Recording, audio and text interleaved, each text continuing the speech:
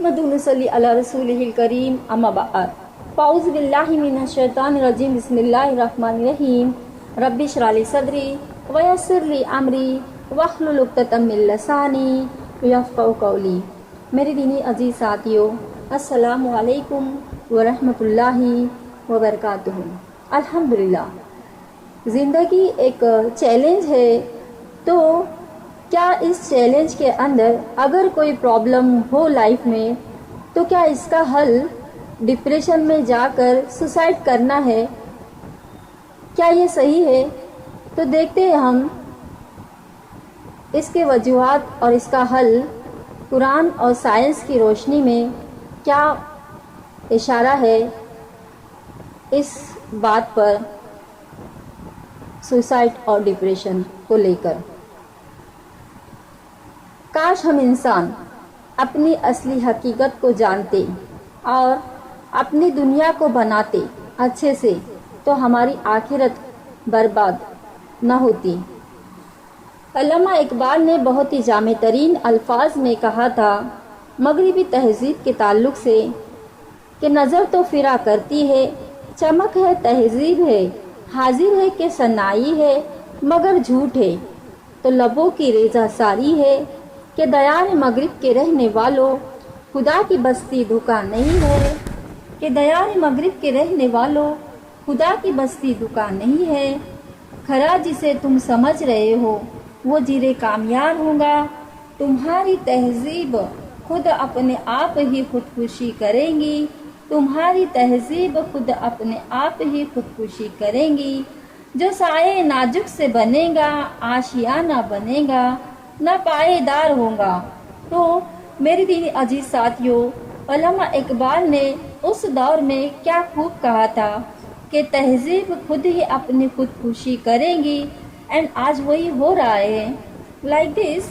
अब हाल ही में जो हादसा हुआ है, जो सोशल मीडिया पर काफ़ी वायरल हुआ है, जो एक्टर सुशांत सिंह राजपूत, जो एक बॉलीवुड इंडस्ट्रीज़ में काफ़ी नाम, पैसा, इज्जत, शोहरत हासिल कर चुके थे।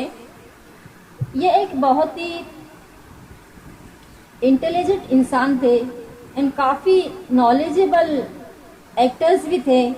इनको धार्मिक ग्रंथ में काफ़ी इंटरेस्ट था और उसको वो पढ़ा भी करते थे और प्रैक्टिकल लाइफ में इन चीज़ों को वो फॉलो भी किया करते थे। और इंजीनियरिंग की पढ़ाई भी इनकी जो थी वो कंटिन्यू हो रही थी।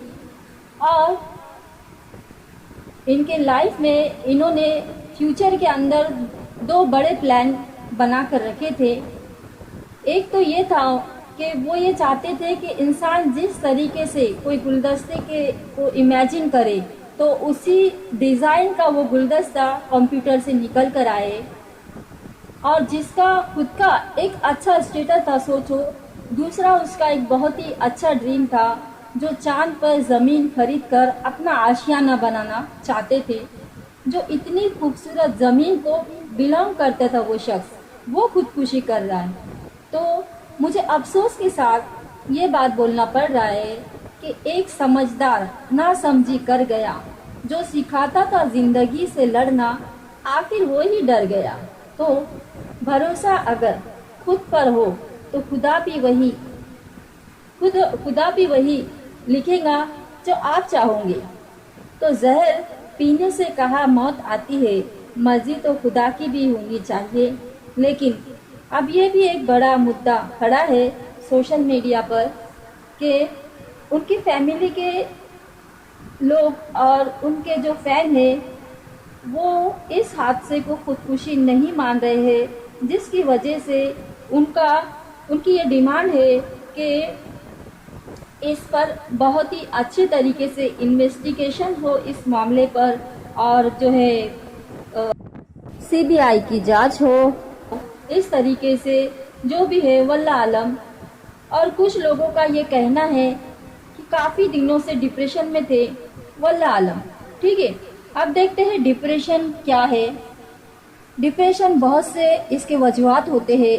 इसमें सबसे बड़ा रोल प्ले तब करता है जब इंसान अपने आप को अनग्रेटफुलनेस करता है, और फिर जब इंसान कंपटीशन की शक्ल में आता है एंड दूसरों से रेसिंग करता है, शुरू कर देता है, और फिर वो डिप्रेस स्टेटस में जाता है। अपनी ब्लेसिंग को छोड़कर दूसरों की ब्लेसिंग को देखता है। उसको ये लगता है उसके पास सब है, मेरे पास क्या है, मेरे पास तो कोई क्वालिटी नहीं है, कोई काम नहीं है, मेरा कोई भी काम सही से नहीं है। एंड इंसान फिर जो है बहुत ज़्यादा पास्ट में रहता है। बार बार वो वही बातों को अपने कॉन्शियसली माइंड में लाता है कि मेरे साथ ही ऐसा क्यों हुआ, एंड फिर अगर मगर की कश्मकश में वो डिप्रेशन का शिकार होता है।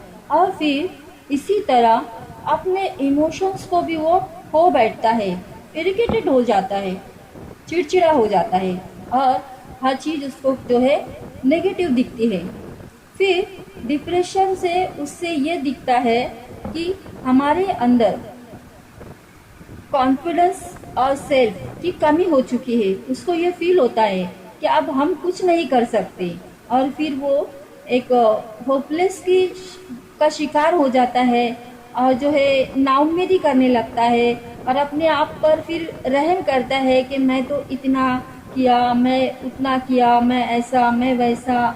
ऐसी तरीके से फिर उसके जहन में ये ख्यालात आते हैं, और फिर ऐसा ही कई सालों तक चलता है, और यही कंडीशन में वो रहने लगता है। इसको मेजर डिप्रेशन कहा जाता है, यानी कि थर्ड्स फॉर एवरीथिंग। फिर इसी तरह एक और होता है डिप्रेशन, वो साइकोसिस। ये होता है रियल लाइफ से टच हो बैठना। इसमें कभी कभी इंसान कोमा की कंडीशन में भी चला जाता है। फिर इसी तरह एक होता है दवाइयों को नहीं लेने की वजह से, जैसे कि अगर आप कोई मेडिसिन खाते हो और फिर उसको नहीं ले रहे हो, तो फिर बहुत चांसेस होते हैं कि उन मेडिसिन की वजह से भी आप इनबैलेंस हो जाते हैं, और फिर डिप्रेशन डायग्नोस हो जाता है, और इसको ट्रीटमेंट करवाना आपको बहुत ज़रूरी है।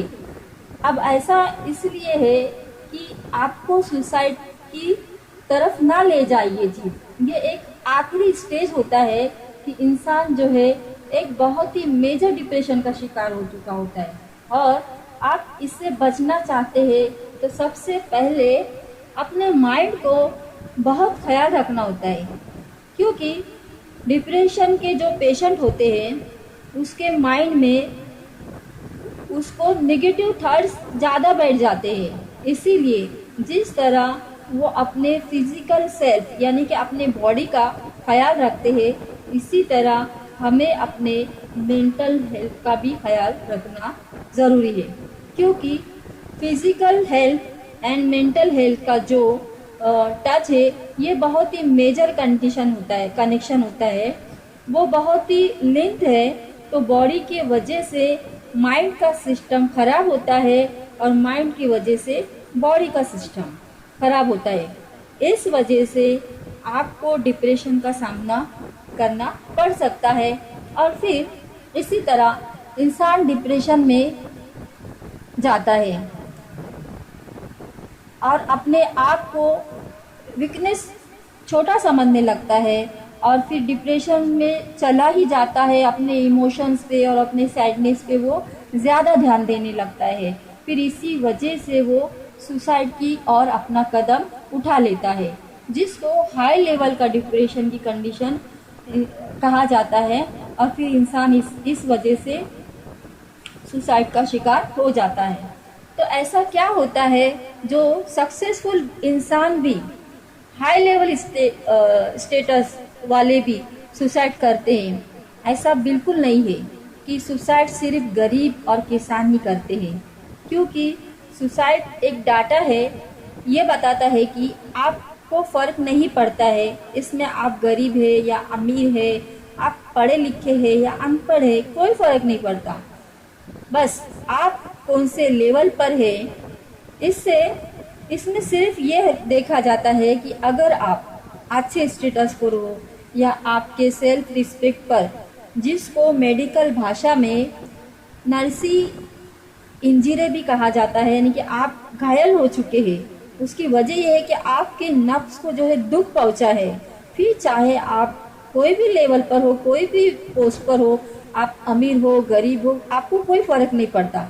सबसे पहले आप ये देखते हैं कि मैं एक इंसान हूँ।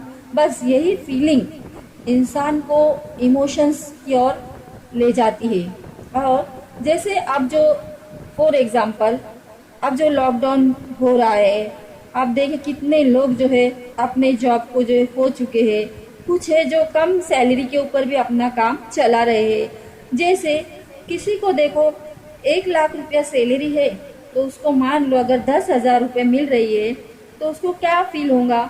हो सकता है उसको कोई फर्क नहीं पड़ा हो, कोई बात को नहीं सोचे, बट उसको ये जरूर लगेगा कि अब मेरा सब कुछ कम हो गया, मेरा स्टेटस, मेरा एक्सपीरियंस। तो इंसान के जो माइंड में वो चीज़ों को क्या करता है, ओजर माइंड में देखता है।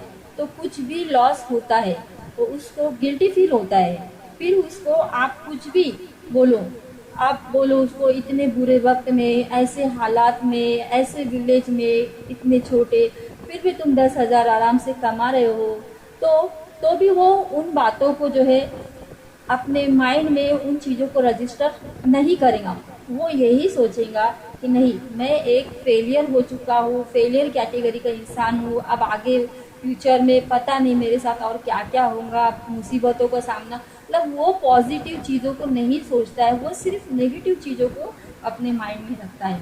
फिर इसी तरह स्टडी ये भी बताती है कि सुसाइड जो है का जो इफ़ेक्ट होता है वो अकेले में रहने से भी बढ़ जाता है।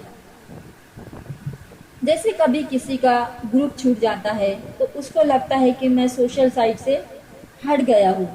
इनफैक्ट ऐसा भी पाया गया है कि जब मैंने इस टॉपिक पर रिसर्च की तो पता चला कि कुछ डॉक्टर्स का कहना ये भी है कि जो लोग किसी रिलीजन्स को पर बिलीव करते हैं, और चाहे फिर वो कोई भी रिलीजन हो से जुड़े हो, चाहे वो हिंदू हो तो गीता को, मुस्लिम्स हो तो कुरान को पढ़ने वाले, क्रिश्चियन हो तो बाइबल को, पंजाबी हो तो गुरु ग्रंथ को, पारसी हो तो दशातीर को, जो भी मज़हब को पर वो बिलीव करते हैं, अगर उस मज़हब की बुक को वो पढ़ते हैं तो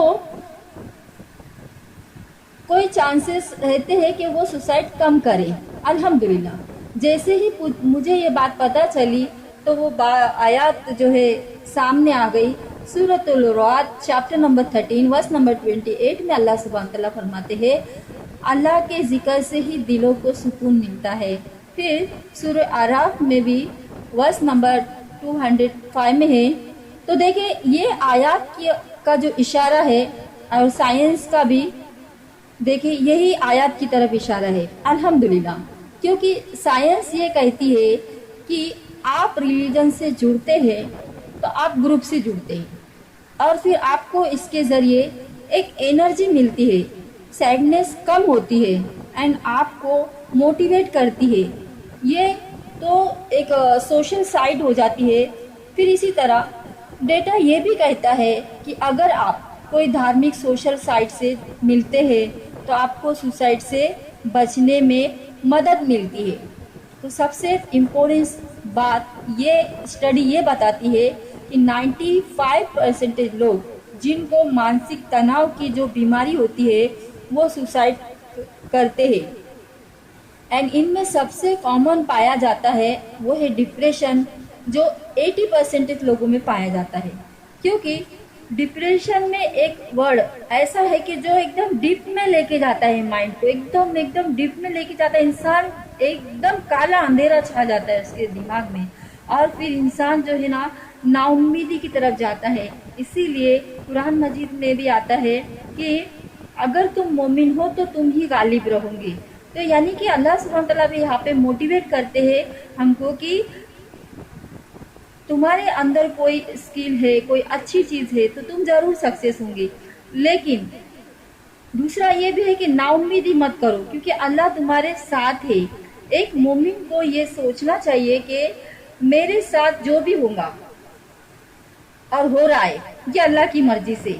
बस इंसान अगर इस पर अपने आप को रख दे तो उसके सारे मसलों का जो हल है वो ऑटोमेटिकली निकल के आएगा।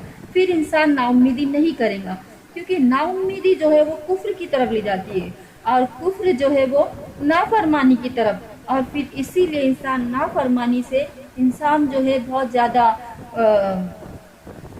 कम बातों को सोचने लगता है और फिर वो डिप्रेशन में जाता है। डिप्रेशन जो है खुदकुशी है, और खुदकुशी जो है ये एक अल्लाह की नाफरमानी है। तो नाफरमानी जो है वो क्या करती है, जहन्नम के तरफ ले जाती है। जैसे कि हदीस में आता है, तो नबी सल्लल्लाहु अलैहि वसल्लम ने फरमाया कि जो शख्स खुदकुशी करेगा, जैसे अगर किसी ने जहर खा लिया है तो वो जहर ही खाता रहेगा कंटिन्यू क़यामत तक के। अगर किसी ने कोई जंपिंग कर ली है तो वो जंपिंग ही करता रहेगा क़यामत तक के। अगर किसी ने अपने पेट में छुरा खोस लिया है तो वो वही कंडीशन में क़यामत तक के रहेगा। तो ये कंडीशन बताई है, जो इंसान खुदकुशी करेगा उसके लिए ये स्टेप है मौत के बाद की। एंड ऐसा इंसान तभी करता है जब इंसान की आंखों पर काला पर्दा होता है, वो ये सब नेगेटिव चीज़ों को देखता है, पॉजिटिव की तरफ उसकी निगाह जाती ही नहीं। क्योंकि फिर इसी तरह डेटा ये भी कहता है कि अगर कोई शख्स आपको ये कहे कि क्या रखा है ज़िंदगी में और कुछ नहीं, नाउम्मीदी वाली बातें करे, तो आप उसको अच्छे से ट्रीट करें, आप उसे अच्छी कंपनी दें, उसके सामने पॉजिटिव बातों को प्रेजेंट करें, उसको मोटिवेट करें, उसका हौसला अफजाई करें। वो कहते हैं ना, कुछ हालात भी कभी कभी क्या है, खैरियत पूछने से भी बदल जाते हैं। तो वही मामला जो है करना है, क्योंकि खुशी हर इंसान की ज़िंदगी का एक पर्पस होता है। वो यही चाहता है कि मैं हमेशा खुश रहूं। ये नहीं होता है पैसा, माल, दौलत, शोहरत, ये चीज़ें इंसान को खुश रखे। दूसरी भी चीज़ होती है, वो है दो बातें अच्छी कर लेना, यानी कि कम्युनिकेशन स्किल जिसको कहा जाता है, क्योंकि ये चीज़ें ही इंसान को बहुत जगह काम आती है। और यही चीज़ इंसान को दूसरे से मोहब्बत भी बढ़ाती है और दूसरे से नफरत भी, और यही चीज़ इंसान को जो है सक्सेस की तरफ ले जाती है। तो इसीलिए चाहिए कि दो बातें करो लेकिन अच्छे से कहो। और फिर यही है कि ये चीज़ फिर इंसान को जो है, एक फ्रेंड्स को जो है सुसाइड से रोकती है। तो हम सुसाइड को रोक सकते हैं। जो भी कोई डिप्रेशन की हालत में है, हमको उसको अच्छे से ट्रीट करना है। फिर यही है कि यह भी सोचना है इंसान को कि हम जो है इस दुनिया में रह रहे हैं, हम जन्नत में नहीं रह रहे। कमी तो यहाँ पर रहेंगी, और हमारा जो वास्ता है वो लोगों से हो रहा है, इंसानों से हो रहा है, फरिश्तों से थोड़ी ना हो रहा है। तो कमी तो हर जगह रहेंगी। इसीलिए चाहिए कि इग्नोर करो चीज़ों को लाइफ में। देखो, आगे बढ़ो, आगे जा सकते हम। जिस चीज़ के पीछे जा रहे हो सकता है उसमें आपको कामयाबी नहीं है, तो उसको छोड़ दो। आप देखेंगे रॉकेट जो है वो आसमान में उड़ता है, उसके अंदर जो गंदगी होती है, जो पोल्यूशन होता है, उसको वो पीछे छोड़ता है और फिर वो हाई लेवल पे ऊपर जाता है।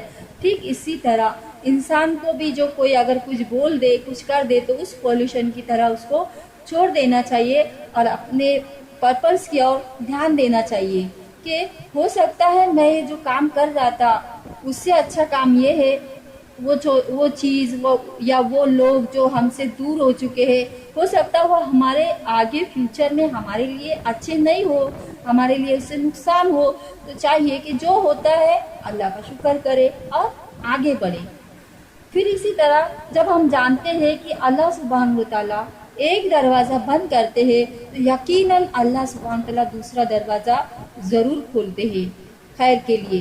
तो अच्छा, फिर इसीलिए अल्लाह सुब्हानहू व तआला हमको कुरान मजीद में बहुत ही खूबसूरत अंदाज में कहते हैं कि अगर तुमको कोई प्रॉब्लम हो तो क्या कहो, वस्तईनु बिस्सब्रि वस्सलाह, क्या करो, नमाज और सब्र से अल्लाह की मदद हासिल करो।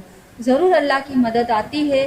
फिर देखना, जिस दिन अल्लाह की मदद आती है ना, उस दिन का जो फीलिंग होती है हमारी, उस दिन जो पीसफुल हम महसूस करते ना, तो ये सारी चीज़ें जो होती ना, जो हमारी ज़िंदगी में हुई, हम सब भूल जाते। होता है ऐसा, अल्हम्दुलिल्लाह। बस ज़रूरत ये है कि हमें जो है अपने अल्लाह पर उतना यकीन, पुख्ता यकीन करने की ज़रूरत है। तो अल्लाह सुब्हान तआला से यही दुआ है कि अल्लाह हमारे ईमान और अकीदे को मजबूत करे और हम पर वो बोझ न डाले जिसकी हम में ताकत ही नहीं। अल्लाह सुब्हान तआला हमें अपनी ज़िंदगी में जो है रखे तो इस्लाम पर कायम रखे, और हमारी मौत हो तो कलमे शहादत पर हो। आमीन। व आखिर दावाना अनिल अल्हम्दुलिल्लाहि रब्बिल आलमीन। अस्सलामु अलैकुम व